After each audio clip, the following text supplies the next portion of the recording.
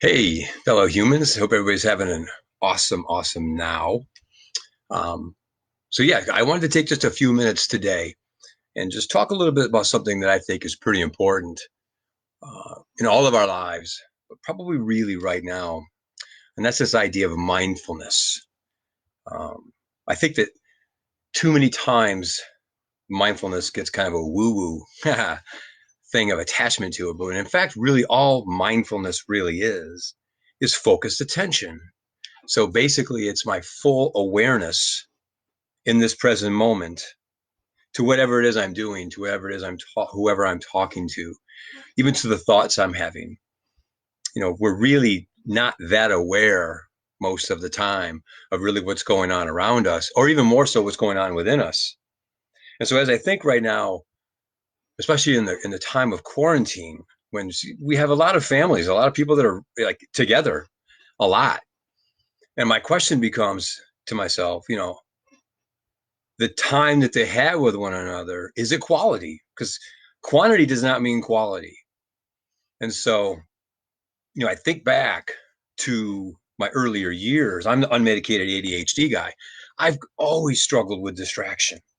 Always have struggled with distraction. My mind getting pulled over here, my mind getting pulled over there. So, in my late 20s, as I was preparing to go into graduate school, I became introduced to the wonderful Zen master Thich Nhat Hanh, and I started studying his teachings, and primarily the one that I really embraced was mindfulness breath meditations.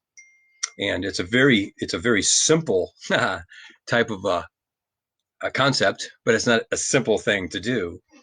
So basically, it goes something like this: I want to become mindful of my breathing. So if I were to say to you right now out there, I like you just to kind of sit back and relax and just become aware of your breathing.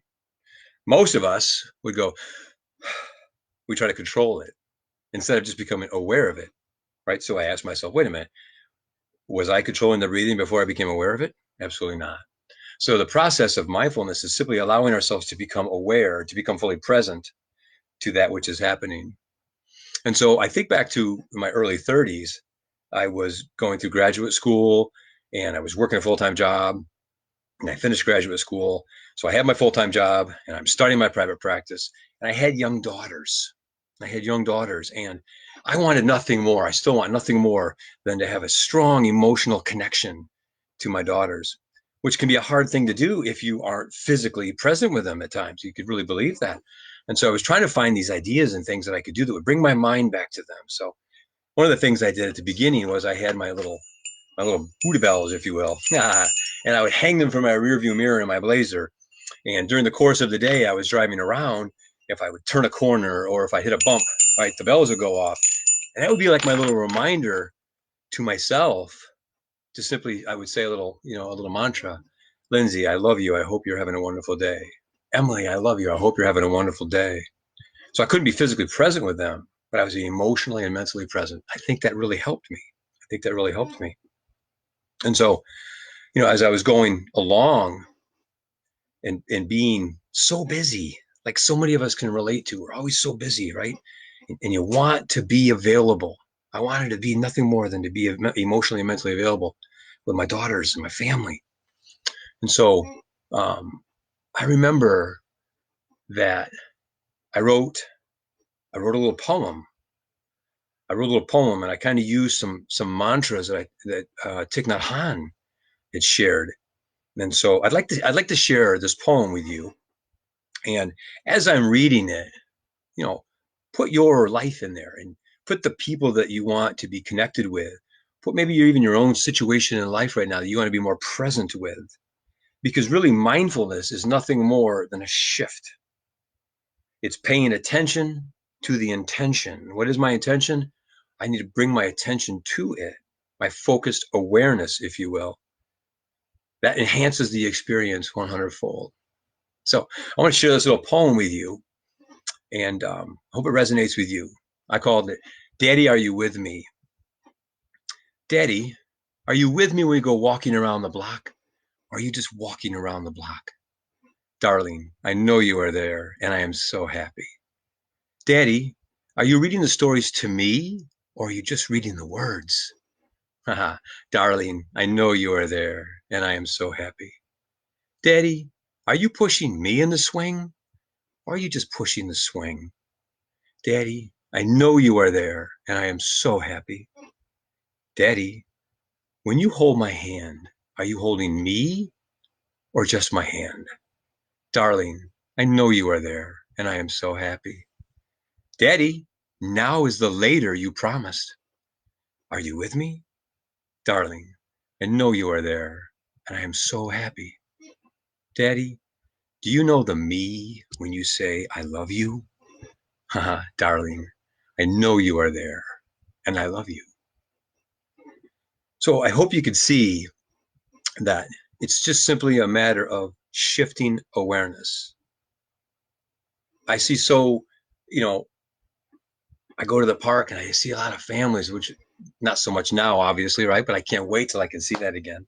Where I can go to a park and I can see young dads and young moms playing with their children and pushing their kids in the swing. And so many times I wonder to myself, is that young man really present with his child when he's pushing him in the swing? Because there's so much to enjoy and so much to be able to embrace in that moment. You don't need a lot of time. I mean, time is what it is.